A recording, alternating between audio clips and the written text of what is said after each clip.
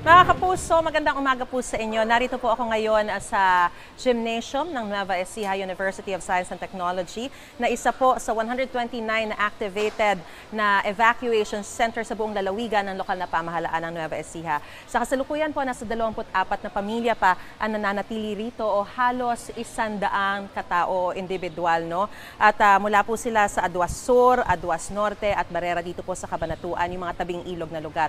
Pusa po silang lumikas sa takot na baka mapahamak. At gaya po nila ay marami rin pong mga residente sa iba't ibang bayan dito sa buong Nueva Ecija ang natakot sa Super Typhoon Uwan na nagdulot o naminsala hindi lang sa mga agrikultura kundi pati sa infrastruktura.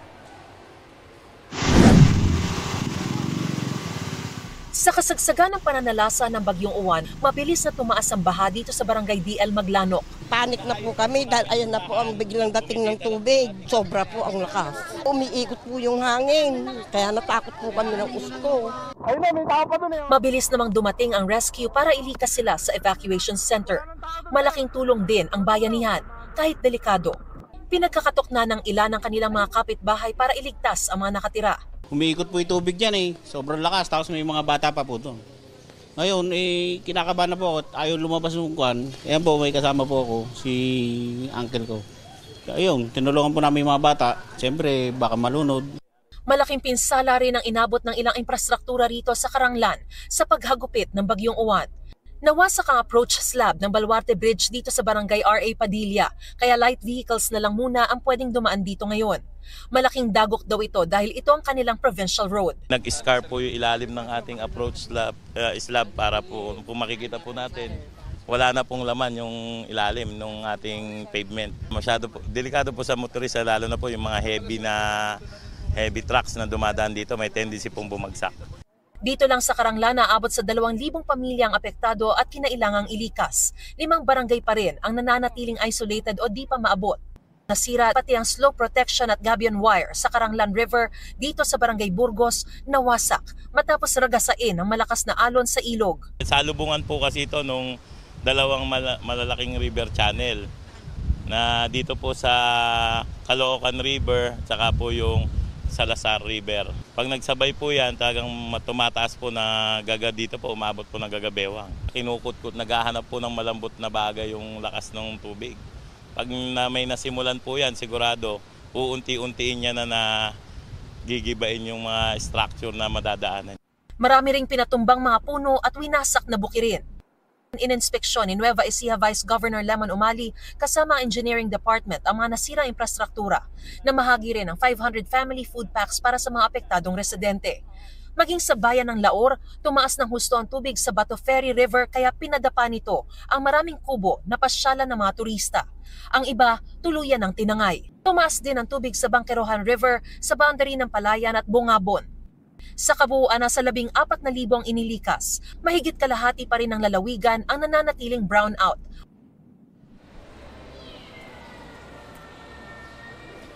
Samantala, kaugnay po niyan ay makakasama po natin ng live para magbigay sa atin ng update ang Provincial Administrator ng Nueva Ecija na si Attorney Joma San Pedro. Magandang umaga po sa inyo, Attorney. Magandang umaga po, Mama Riz, at sa lahat po ng ating mga viewers po. Alright, wala pang tulog, no, Attorney? Una po sa lahat, pwede niyo po ba kaming bigyan ng assessment kaugnay po ng mga pinsala na nangyari dito sa Nueva Ecija? Meron na po ba tayong estimate ng mga damages, casualties, missing? Yan. Una po sa lahat, syempre po ang ating lalawigan ay kasama po sa nabilang sa mga dinaanan po talaga ng Bagyong Uwan. And we're very happy to report and thank God dahil wala po tayong reported casualties sa ating lalawigan. As of now, wala rin po tayong reported na missing. Okay. So maganda po yun. Kaya lang syempre dahil po tayo ay nadaanan nga din po, marami po tayong mga areas na nai-report po sa atin na nasira. Majority po ay syempre yung mga agricultural areas po natin dito talagang na-damage po yung mga crops na hindi pa po naiaani. And also, kahapon po galing po tayo ng Karanglan, we also saw personally po yung mga areas po natin, yung mga infrastructure po na nasira. Alright, so wala pang estimated damages, Sa ngayon no? po, wala pa po tayong initial report ng estimated damages for both crops and infrastructure. But right now po today, there is a requirement for them to submit all of the reports. Kailan po natin masisimulan yung rehabilitasyon, especially dun sa mga areas, yung tulay, tsaka yung kalsada na talagang nasira, especially yung provincial road? Yes. Yung pong mga under the direct jurisdiction po ng provincial government, lalo na po yung provincial road and bridge po na napunta natin kahapon, immediately po ay ipapaayos po ito ng provincial government. Katulong po ang ating mga lokal na pamahalaan, lalo na po sa Karanglan kahapon. And yung mga iba naman pong areas na part na po ng national government, we will submit immediately a report to DPWH para po maiayos po agad, lalo na po yung mga areas o yung mga kalsada lalo na talagang medyo delikado ng gamitin po ng ating mga mamamayan. Kano karami pa po yung mga evacuees na nananatili sa mga evacuation center at mananatili pa po ba sila? Kumusta yung lagay ng kanilang mga barangay? Yes. Ngayon po, meron po tayong naka-activate pa na 129 evacuation centers sa buong lalawigan.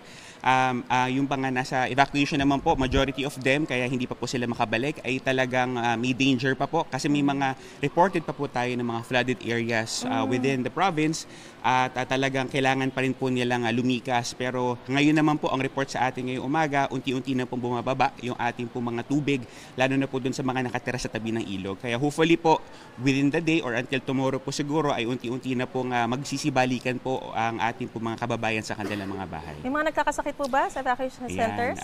Usual po tayo, nagkakaroon po talaga ng typical na mga sakit, lalo na po ng sibo at upo, lalo na po yung mga bata po na kasama po natin sa evacuation centers. Pero ang kagandahan naman po, lalo po dito sa ating evacuation center po dito sa Cabanatuan, nandito po ang ating provincial health office at sa lahat po ng ating mga evacuation centers ay ito po ay closely monitored ng kanila po mga city and municipal health offices. Yung mga isolated areas po ba mapupuntahan na, tsaka meron pa po bang brownout? Okay. Yesterday po, nag-report po sa atin ang mayor po rin po ng Karanglan na 2 barangay po sa kanila, ang Burgos at Salazar, ay sa ngayon po isolated. Pero according naman po kay Mayor, ay accessible naman po at kaya naman pong idala na yung ating mga relief goods na naipadala. Sa ibang mga areas po dito sa Nueva Ecija, fully restored according po sa NGCP, 4 p.m. yesterday. Ayun, nag-report po sila. Fully restored. Kaya lang, may mga areas pa rin po talaga na walang kuryente dahil po yung linya ng kuryente sa kanilang mga barangay ang naputol. Kaya ito po yung inaayos po ngayon ng ating po mga utility companies. Okay. Alright. Maraming salamat po sa impormasyong binigay niyo po sa amin at sa inyo pong panahon, Attorney Joma San Pedro, ang Provincial Administrator po ng Nueva Ecija. So sa mga sandali pong ito, nakikita na po natin na hinahanda na po yung almusal ng mga evacuees dito po sa NEUST. Gusto mo bang mauna sa mga balita? Mag-subscribe na sa GMA Integrated News sa YouTube at tumutok sa unang balita.